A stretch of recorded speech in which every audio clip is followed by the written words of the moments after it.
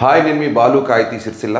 బలగం TV ప్రేక్షకులకు స్వాగతం, సుస్వాగతం. ఈరోజు మార్నింగ్ న్యూస్ మీకు కొన్ని చెప్పే ప్రయత్నం చేద్దాం మిత్రులారా. మొదటగా సాక్షి పేపర్లో వక్స్ బిల్ పాస్, వాడి వేడి చర్చ అనంతరం సవరణ బిల్లుకు లోక్సభ ఆమోదం. అనుకూలం 288, వ్యతిరేకం 232. బిల్లును వ్యతిరేకించిన కాంగ్రెస్, ఎస్పీ తదితర విపక్షాలు. బిల్లుకు వ్యతిరేకంగా ఓటేసిన వైఎస్ఆర్సీపీ, ప్రతినిత్యం చేసిన ఓవైసీ. ఇది పార్లమెంట్లో వక్స్ బిల్లు పాస్ అయినట్టు సాక్షి పేపర్లో ప్రధానంగా ఈ వార్తను ప్రచురించారు.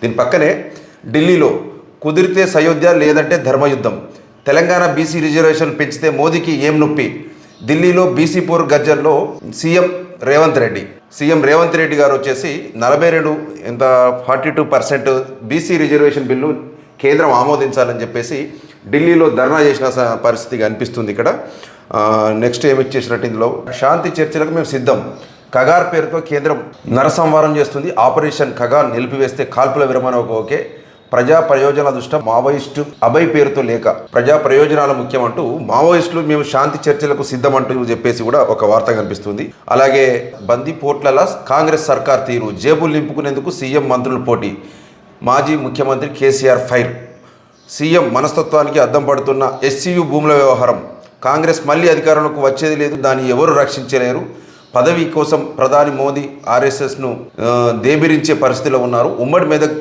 నిజామాబాద్ జిల్లా ముఖ్య నేతలతో ఎర్రవెల్లిలో కేసీఆర్ గారు భేటీ అని చెప్పి ఇంకో ప్రధాన వార్త కనిపిస్తుంది. ఇందులో ఇంకోటి కూడా, చెట్లు నరికివేత ఆపండి, గచ్చిబౌలి భూములలో సర్కారు హైకోర్టు ఆదేశం.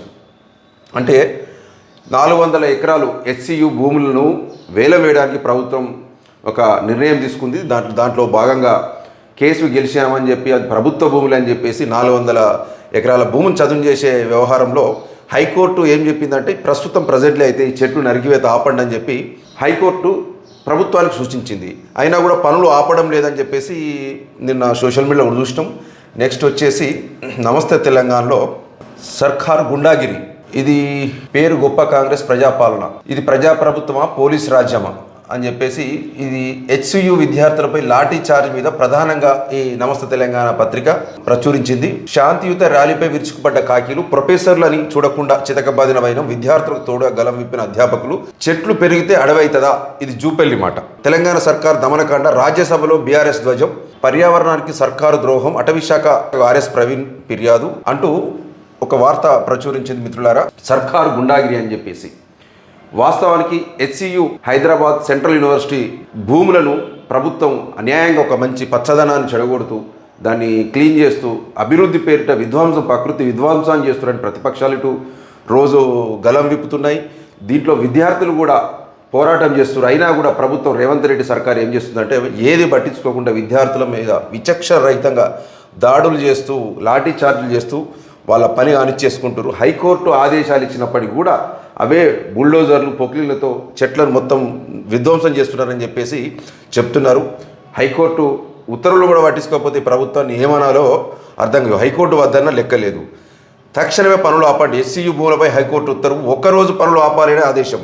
నేడు కొనసాగుతున్న విచారణ అయినా చాలాసేపటి దాకా పనులు ఆపని ప్రభుత్వ అధికారులు, కోర్టు ఆర్డర్ చేతికి అందేదాకా కొనసాగించి తీరుతామని స్పష్టీకరణ. తీవ్ర స్థాయిలో దిగమెత్తిన మేధావులు, జర్నలిస్టులు, నెటిజన్లు, ఫోటోలు, వీడియోలు పోస్టింగ్, ఎట్టకేలకు పనులు ఆపిన ప్రభుత్వం. సరే, మొత్తానికైతే పనులు ఆపిందట. గంటలల్లా, 2 గంటలల్లా, 3 గంటలల్లా పనులు అంటే ఫాస్ట్గా పనిచేస్తే ఏమొస్తుందో నాకు అర్థమవుతలేదు. అత్యున్నత న్యాయస్థానం ఆదేశాలను కూడా అంటే పాటించలేని పరిస్థితి తెలంగాణ రాష్ట్రంలో కనిపిస్తుంది. ప్రజా అభిప్రాయాలకు పోయి తీసుకోవచ్చు కదా. యూనివర్సిటీ భూములు కావాలని ప్రభుత్వం చెప్తుంది.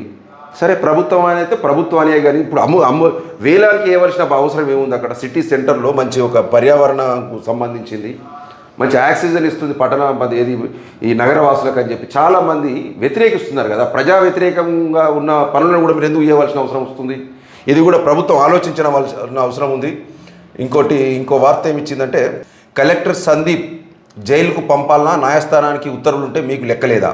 తప్పు జరిగిందని ఒక పక్క ప్రభుత్వం ఒప్పుకుంటే మీరు న్యాయవాదితో ప్రత్యేకంగా వాదిస్తారా? ఎన్నాళ్ళు జైల్లో పెట్టాలి? 20 రోజుల 100 రోజుల సిరిసిల్ల కలెక్టర్ సందీప్ కుమార్ జాపై హైకోర్టు నిప్పులు విచారణకు వచ్చి కోర్టులోనే నిలిచిడిపోయిన కలెక్టర్ భూసేకరణకు సంబంధించి వ్యవహారంలో పిటిషనర్ పరిహారం చెల్లించాలన్న హైకోర్టు ఉత్తర్వులు అమలు చేయని సిరిసిల్ల కలెక్టర్ సందీప్ కుమార్ జా హైకోర్టు నిప్పులు చెరిగింది. కోర్టు ఉత్తర్వులు అమలు చేయకపోగా పిటిషనర్ పై క్రిమినల్ కేసు నమోదు చేయాలని కింది అధికారులను కలెక్టర్ ఉత్తర్వులు జారీ చేయడంతో ఆగ్రహం వ్యక్తం చేసి మిగతాది 2వ పేజీలో ఒకసారి చూసే ప్రయత్నం చేద్దాం మిత్రులరా. 2వ పేజీలో వచ్చేసి సవాల్ చేస్తూ అప్పీల్ పిటిషన్ దాఖలు చేసి దానిపై ఎలాంటి ఉత్తర్వులు పొందకపోయినప్పటికీ అంతకుముందు కోర్టు జారీ చేసిన ఆదేశాలను ఎందుకు అమలు చేయడం లేదని నిలదీసింది.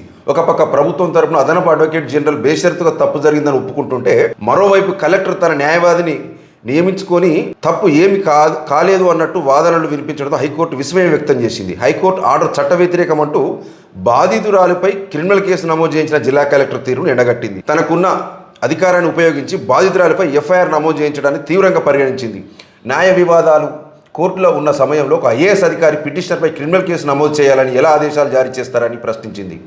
మీలాంటి వాళ్ళని జైలుకు పంపాలని ఘాటుగా వ్యాఖ్యానించింది. తొలుత ఉదయం విచారణకు కలెక్టర్ హాజరు కాకపోవడంతో హైకోర్టు ఆగ్రహం వ్యక్తం చేసింది. దీంతో కలెక్టర్ మధ్యాహ్నం హాజరయ్యారు. Collector court ధిక్కరణ. మిడ్మానేర్ నిర్మాణ సమయంలో ఇల్లు కోల్పోయిన తనకు R&R చట్ట ప్రకారం పునరావాసం కల్పించాలని కోరుతూ రాజన్న సిరిసిల్ల జిల్లా అనుపురం గ్రామానికి చెందిన వనపట్ల కవిత అనే నిర్వాసితురాలు గతంలో హైకోర్టును ఆశ్రయించింది. సుదీర్ఘ విచారణ అనంతరం కవితకు పునరావాసం కల్పించాలని హైకోర్టు 2023లో తీర్పునిచ్చింది. కోర్టు తీర్పు మేరకు తనకు పునరావాసం కల్పించిన కవిత కలెక్టర్ను కోరారు. కోర్టు తప్పుదోవ పట్టించి చట్ట వ్యతిరేకంగా ఆర్డర్ తీసుకొచ్చారన్న అభియోగంతో కవితపై క్రిమినల్ కేసు నమోదు చేయాలని కలెక్టర్ వేములవాడ ఆర్డీఓకు లిఖితపూర్వకంగా ఆదేశాలు ఇచ్చారు. కలెక్టర్ ఆదేశాలతో కవితపై పోలీసులు కేసు నమోదు చేసిరు. ఇలా పరిస్థితి సిరిసిల్ల కలెక్టర్ పరిస్థితికి ఇట్లుంది మిత్రులారా. ఇంకా చాలా ఉంది. దీని వ్యవస్థ ఏంటంటే హైకోర్టు ఆగ్రహం వ్యక్తం చేసింది. అడ్వకేట్ జనరల్ ఉన్నాం కూడా, అంటే అడ్వకేట్ జనరల్ కూడా ఇక వాదించేస్తుందో వాదించరాదో అని చెప్పి ఇంకో స్పెషల్ లాయర్ని పెట్టుకున్నట్ట మా సిరిసిల్ల కలెక్టర్ సాబు. ఈ పరిస్థితి ఎట్లుందంటే ఇప్పటికే సిరిసిల్ల మధ్యమానేరులో నిర్వాసితుల పూర్తి స్థాయిలో పరిహారం రాక ఇప్పటికి 100 కుటుంబాలని వాళ్ళ గత ప్రభుత్వం పూర్తి స్థాయిలో న్యాయం చేయలే. కాంగ్రెస్ ప్రభుత్వం కూడా ఈ ముంపు బాధితులకు న్యాయం చేస్తామని వచ్చి చెప్పి ప్రభుత్వం ఏం చేస్తున్నట్టు ఆడవాళ్ళపై పరిహారం ఇవ్వాలని అడుగుతున్న మహిళల మీద కూడా కేసులు నమోదు చేసే ప్రయత్నం కేసులు నమోదు చేసింది కాంగ్రెస్ ప్రభుత్వం. ఒక జిల్లా కలెక్టర్ ఐఏఎస్ స్థాయిలో రాతపూర్వకంగా ఇచ్చి, అంటే కోర్టు ఆదేశాలను హైకోర్టు ఉత్తర్వులు కూడా తప్పు, ఇది కరెక్ట్ కాదు అని చెప్పి, అంటే హైకోర్టు కంటే సిరిసిల్ల కలెక్టర్ గారు ఎక్కువ అన్నట్టు. ఇక్కడ ఈయనకు న్యాయస్థానాలు పనికిరావు, ఎవడైనా చెప్పితే పనికిరాదు, పై అధికారులు చెప్పింది వినబడవు. ఆఖరికి మంత్రులు ఒక ప్రభుత్వ విప్పులు చెప్పినా కూడా ఆయనకు పెడచెవిన పెడతాడు ఏవైనా ఆర్డర్స్ ఉంటే. కానీ ఐఏఎస్ గారు, మీరు సందీప్ కుమార్ సార్, మీ మీద ఎన్ని విమర్శలు వచ్చినా మీ తీరెందుకు మారతలేదో ఇప్పటికి ఎవరికి ప్రజలకు అర్థమైతలేదు, జిల్లా వాసులకు అర్థమైతలేదు. ఒక ఐఏఎస్ అంటేనే గింత దుర్మార్గమా, గింత ఘోరం అనే పరిస్థితికి ప్రజలు చీదరించుకున్న పరిస్థితి కొన్ని విషయాలు తెచ్చుకుంటారు సార్. ఇది మీరు ఎందుకు మారతలేరో హైకోర్టులో కేసు వేస్తే, అంటే న్యాయం కోసం కోర్టు కూడా వెళ్ళొద్దు అన్నట్టు మీ దృష్టిలో. కోర్టుకు పోతే ఒక నక్సలైట్ల దగ్గరకో తీవ్రవాదుల దగ్గరికి పోయినట్టు అనుకుంటారా? అవును సార్ కలెక్టర్ సార్. ఇంకా మహిళను చూడకుండా క్రిమినల్ కేసులు నమోదు చేయించడం అంటే మీ ఇంట్లోకి వెళ్ళి ఇస్తారా పరిహారం? అవునండి. మీ భూమి జాగాలు అమ్మి ఇట్లా ఇస్తున్నారు, మీ జేబులోకి వెళ్ళి ఇట్లా పరిహారం. వాళ్ళకి రావాల్సిన హక్కుల గురించి అడిగితే ఈ కేసులు నమోదు చేయించడం, ఒక మహిళను చూడకుండా క్రిమినల్ కేసులు. ఏం క్రిమినల్ పనులు చేసిరు సార్? ఇంత దుర్మార్గం అగిది. ఆ మధ్యనేమో ఆ పాడి రైతులది అట్లా చేస్తుంది, అప్పటికప్పుడు సీజ్ చేసి మొత్తం రైతులను రోడెక్కేటట్టు చేస్తారు. కేటీఆర్ బొమ్మ పెట్టుకున్నాడు అని చెప్పేసి ఆ టీ కొట్టును తీసుకుపోయి మొత్తం పొక్లింగ్తో తీసుకుపోయి ఊరవతలేస్తారు. రైతులను కూడా జైలుకు పంపిస్తారు. అంటే మీకు మనసుకు ఏది దోస్తే వీడు వద్దు, వీడు మనకు వ్యతిరేకం, వీడు ప్రశ్నిస్తుంటే మనకి జైలుకు పంపాలి, అక్రమ కేసులు పెట్టాలి. ఇట్లా ఎందుకు సార్? వ్యక్తిగతంగా ఎందుకు కోరుతారు చెప్పండి. మీరు ఒక ఐఏఎస్ సార్. కుల మతాలకు పార్టీలకు అతీతంగా పనిచేయవలసిన అవసరం ఉంటుంది. మీరు పేదవానికి మేలు చేస్తే, న్యాయం చేస్తే మీరు తరతరాలు యాద్ చేసుకుంటారు వాళ్ళ పేద కుటుంబాలు. అంటే మీకు తెలిసిందే చట్టం, మీకు అంటే మీరు ఏది అనుకుంటే అదే చట్టం. ఇక ప్రజలకు మనోభావాలు ఉండే, వానికి ఏది ఉండదు, వానికి హక్కులు ఉండే అనుకుంటారా? మీరు ఎట్లా క్రిమినల్ కేసు నమోదు చేపిస్తారు? పరిహారం కోసం హైకోర్టుకు పోతే క్రిమినల్ కేసు ఎట్లా పెట్టుకుంటారు చెప్పండి? క్రిమినల్ కేసు ఎట్లా పెట్టిస్తారు? ఈ ప్రభుత్వానికి చెడ్డ పేరు కాదా ఇది? ఏమో సార్, మీరు ఇట్లా ఏం చేస్తున్నారో ఏమో. చిత్రా బార్ను కూడా ఇంకోటి సిరిసిల్ల టౌన్లో నిన్న ఓపెన్ చేసినట్టున్నారు, చూడండి ఒకసారి. ఇగో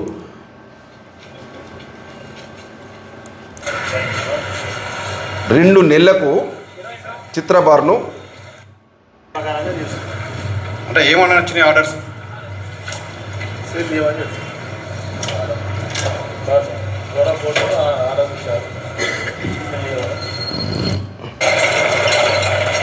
దీని విషయం చెప్పాలి మీకు మిత్రులారా. ఇది సిరిసిల్ల పట్టణం బీఆర్ఎస్ టౌన్ ప్రెసిడెంట్కి సంబంధించిన bar and restaurant. Trade licence fee కట్టలే 26,000 23,000 కట్టలేదని చెప్పి 2 నెలల కింద ఇల్లీగల్గా సీజ్ చేశారు. అంటే వాళ్ళ అధికారాలు దాటి నిబంధనలకు విరుద్ధంగా సీజ్ చేశారు. ఈ కలెక్టర్ ఆదేశాల మేరకు మున్సిపల్ కమిషనర్గా 2 నెలలు ఆయన కనీసం ఒక 40-50 లక్షలు నష్టం చేశారు. ఎవరిని? ఆ బారు ఓనర్ని. కేవలం ఏంటంటే ఆయన కేటీఆర్ దగ్గర ఉంటాడు, బీఆర్ఎస్ పార్టీ అని. సరే, అయినా కూడా న్యాయస్థానాన్ని ఆశ్రయించి సార్ నేను ఫీజు కట్టిన అయినా కూడా నాది ఓపెన్ చేస్తారని హైకోర్టుకు పోతే గౌరవ హైకోర్టు కూడా ఇమీడియట్లీ ఇది సీజ్ ఓపెన్ చేయాలని ఆదేశాలు ఇచ్చినా కూడా ఇంప్లిమెంట్ చేయకుండా మళ్ళీ 4 రోజులు ఆపారు.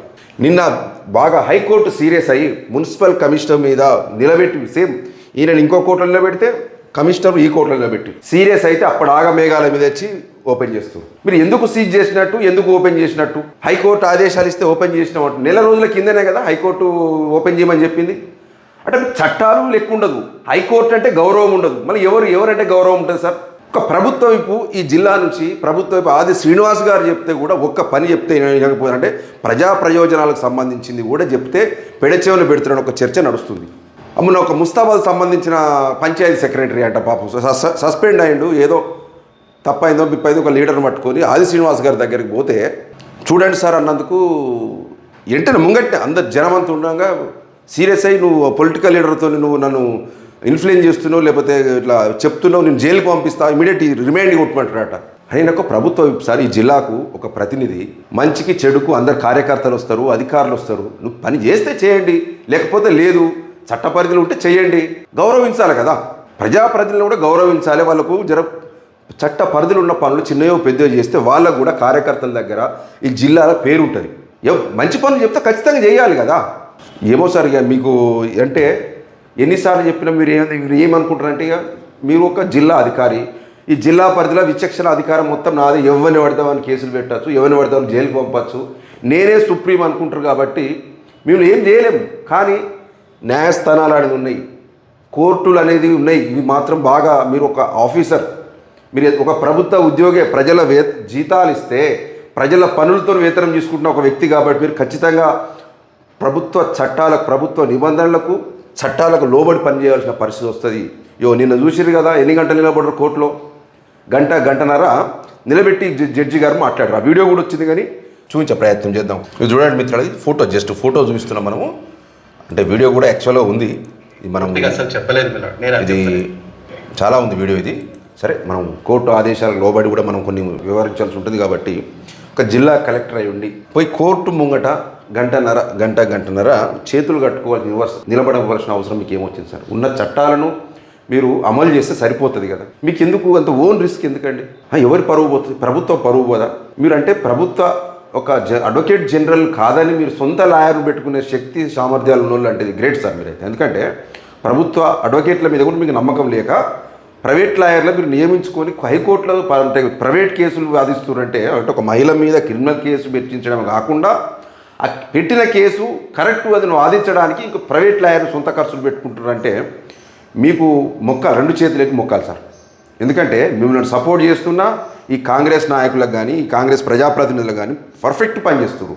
మీరు మీ అసంటోళ్ళు ఇంకా ఉండాలి జిల్లాలో ఉంటే కాంగ్రెస్ పార్టీకి బ్రహ్మాండమైన మేలు జరుగుతుంది. ఇది మాత్రం వాస్తవం. మీరు ఇంకా చాలా రోజులు ఉండాలి సార్ సిరిసిల్ల జిల్లాలో, ఇంకా పని చేయాలి. మీ పనితీరుతో ప్రజల్లో ఉన్న వ్యతిరేకత ఈ కాంగ్రెస్ నాయకులకు తెలవాలని నేను మనస్ఫూర్తిగా కోరుకుంటున్నాను. ఎందుకంటే మీరు తొందరగా ఈ జిల్లాకి వెళ్ళిపోతే మాత్రం కాంగ్రెస్ పార్టీ బాగుపడిపోతుంది. కాబట్టి మీరు ఖచ్చితంగా ఇక్కడనే ఉండాలి సార్, నేనైతే అదే కోరుకుంటున్నా. ఇంకోటి, వార్తలకు వచ్చేవరకు పని లేదు, పైసలు లేదు, పొట్ట కూటి కోసం తిప్పలేదు సిరిసిల్ల నేత కార్మికుల దైన్య స్థితి. ప్రతిఫలం కోసం నేతన్నల నిరీక్షణ, 2 ఏళ్లుగా ఎదురుచూపులు, 10% యారిన్ సబ్సిడీ కోసం పడిగాపులు. సాంచలు నడుతూ వస్త్రోత్పత్తి చేస్తున్న ఇతడి పేరు బాలకిషన్. సిరిసిల్లాలో ఓ కార్ఖానలో 12 సాంచాలను పాలిస్టర్ వస్త్రాన్ని ఉత్పత్తి చేస్తూ నెలకి 8,000 సంపాదిస్తున్నాడు. నిత్యం సాంచల మధ్య 10 గంటలు పని చేస్తేనే నేను పొట్ట నిండుతుందని చెప్పేసి ఇవన్నీ పెట్టేసారు. వస్త్రోత్పత్తి అంటే 2 సంవత్సరాలు, అంటే ఎలక్షన్ల ముంగట అట్లా పోయింది. అంటే 2 సంవత్సరాలు అంటే నాకు తెలిసి గవర్నమెంట్ వచ్చినాక బతుకమ్మ చీరల ఆర్డర్లు అన్నీ బంద్ పడ్డాయి. కాంగ్రెస్ ప్రభుత్వం వచ్చినాక సిరిసిల్ల నేతలను దగ్గర 15 నుంచి 20 మంది నేత కార్మికులు ఆత్మహత్యలకు పాల్పడ్డారు. ఇది వాస్తవమైన విషయం. గత 10 ఏళ్లలో లేని వ్యవస్థ ఒక మళ్ళా సిరిసిల్ల నేత కార్మికుల ఆత్మహత్యలు మళ్ళీ పరంపర ఇప్పుడు కాంగ్రెస్ ప్రభుత్వం హయాంలో కొనసాగుతున్నాయి. ఇప్పటికీ బతుకమ్మ చీరలు బీఆర్ఎస్ ప్రభుత్వం ఒక చీర ఇస్తంటే మేము 2 చీరలు ఇస్తానని చెప్పి ఒక ప్రకటన చేసాడు సీఎం రేవంత్ రెడ్డి గారు. మళ్ళీ ఏదంటే వీళ్ళ ఉపాధి అంటే వీళ్ళ బతుకులు గివి బంగారం కుదబెట్టినట, బంగారం అమ్మి అప్పు కట్టిన 16,000 ఇంతకుముందు 16,000 వచ్చి నేను జాపర్ 16,000 చేసేదని రూపాయి అత్తలేదని చెప్పి ఎవరు విజయ్ కుమార్ అంటే అప్పుల పాలై వీళ్ళ బతుకులు సిరిసిల్ల నేత కార్మికుల బతుకులు ఎటుగాకుండా అయిపోతున్నాయి. మరి ఇప్పుడు యారన్ బోర్డు అని పెట్టిరు, యారన్ బ్యాంకు వేములవాడలో పెట్టిరు, వల్ల చక్కగా స్టాక్ ఉంటలేదట. 300 కోట్ల బడ్జెట్ సిరిసిల్లకి ఒక ఓన్లీ బతుకమ్మ చీరలకు బీఆర్ఎస్ ప్రభుత్వం ఉన్నప్పుడు ఒక్కొక్క చీర ఇస్తేనే 300 కోట్ల బడ్జెట్. వీళ్ళు 2 చీరలు ఇస్తారని చెప్పి గదే 350 కోట్లు బడ్జెట్లో కేటాయిస్తే మళ్ళీ ఎక్కడి నుంచి పైసలు సరిపోతాయి ఇవి? సిరిసిల్ల నేతల మీద మీ కాంగ్రెస్ ప్రభుత్వానికి వాళ్ళ సంక్షేమం మీద చిత్తశుద్ధి ఉన్నట్లా లేనట్లా ఇది ప్రభుత్వం చెప్పాలి. ఈ జిల్లా నాయకులు కూడా చెప్పాలి, కేకే మహేందర్ రెడ్డి గారు చెప్పాలి, మా ప్రభుత్వం ఇప్పుడు ఆది శ్రీనివాస్ గారు కూడా చెప్పాలి. అన్న ఇప్పటికీ వాళ్ళ పస్తులు ఉంటున్నారు, పని దొరుకుతలేదు వీళ్ళకి బతుకు. మళ్ళీ ఏవి మీ బతుకమ్మ ఆర్డర్ల చీరలు కొన్ని ఇచ్చుకుంటా పోతే వాళ్ళు ఎన్ని రోజులు పనిచేస్తారు?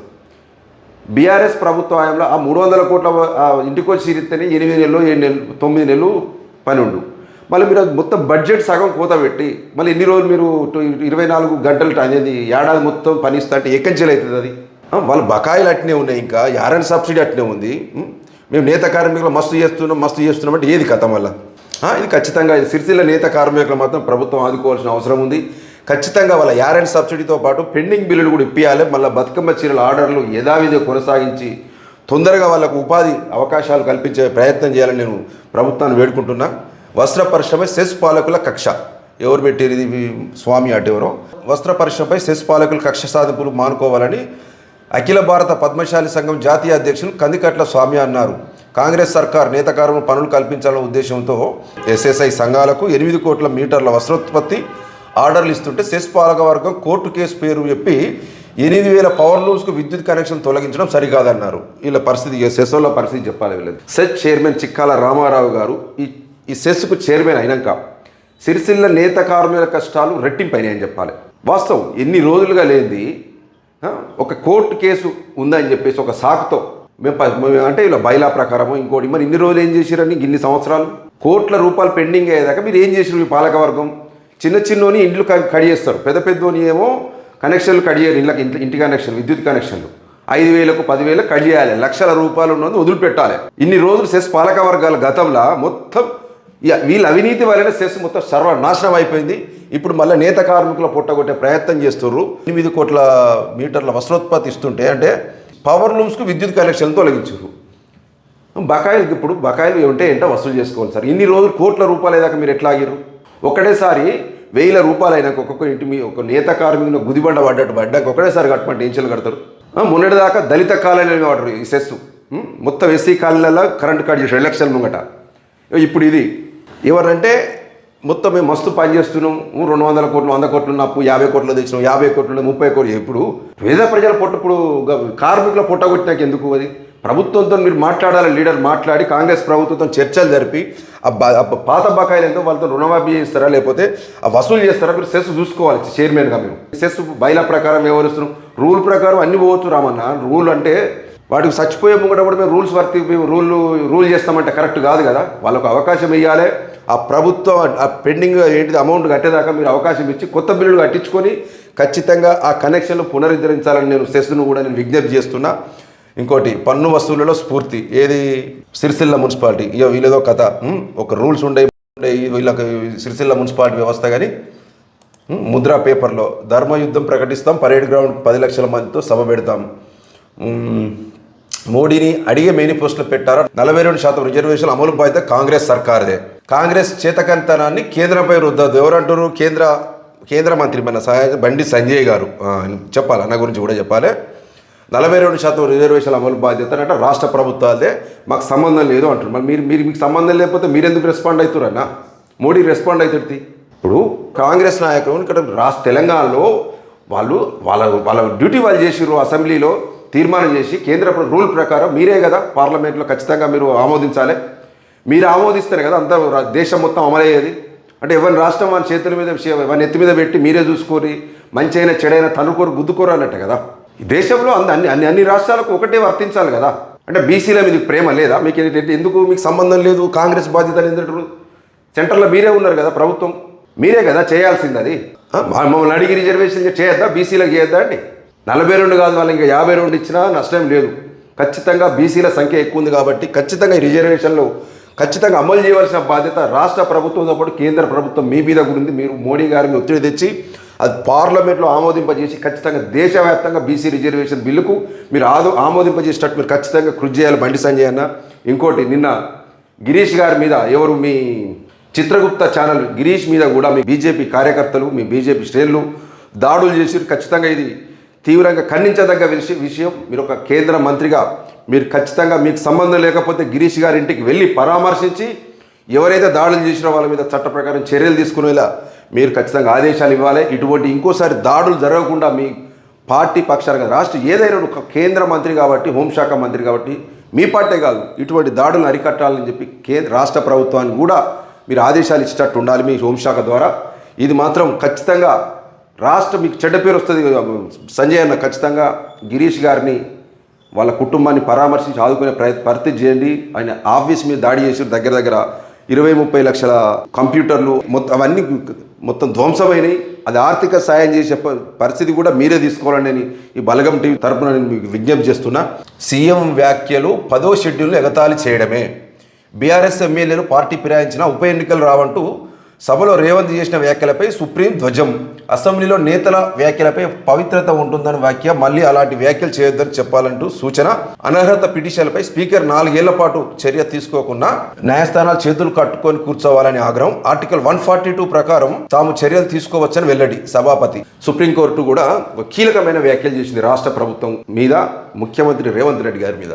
అసెంబ్లీలో అంటే వీళ్ళు పార్టీలు మారిన ఎమ్మెల్యేలు సుప్రీంకోర్టులో కేసు నడుస్తుంది, బీఆర్ఎస్ వైరు కాబట్టి కోర్టులో హియరింగ్ జరుగుతున్న సందర్భంలో కూడా ఈ ఉప ఎన్నికలు రావు తెలంగాణలో అని ఒక వ్యాఖ్యలు చేసిండు. అంటే మేము అనర్హత వాళ్ళ మీద వెయ్యం, ఉప ఎన్నికలు రావు అంటే సుప్రీంకోర్టు కూడా ఆదేశాలు కూడా ముందే చెప్పేసిండు అన్నట్టు. అంటే ఏం కాదు, సుప్రీంకోర్టు వాళ్ళు ఏమైనా ఆదేశాలు ఇచ్చినా కూడా పట్టించుకోం, అమలు చేయమనే రీతిలో సీఎం రేవంత్ రెడ్డి గారు మాట్లాడారు కాబట్టి కొంచెం ఆగ్రహం వ్యక్తం చేసినట్టయితే ఈ వార్తలు మనం చూడొచ్చు. ఆంధ్రజ్యోతులు ఇచ్చిర్రు. సరే మిత్రులారా, మరొక అంశంతో కూడా మనం మళ్ళీ మార్నింగ్ న్యూస్ చెప్పుకునే రోజు మార్నింగ్ న్యూస్ ఇవ్వాలనుకుంటున్న బలగం టీవీ తరఫున ఇవాళ మొదటి రోజు. మన స్టాఫ్ కూడా రోజు అందించే ప్రయత్నం చేద్దాం. ఇది ఈరోజు వార్తలు వాస్తవాలు మన బలగం టీవీ ప్రేక్షకుల కోసం. ధన్యవాదాలు.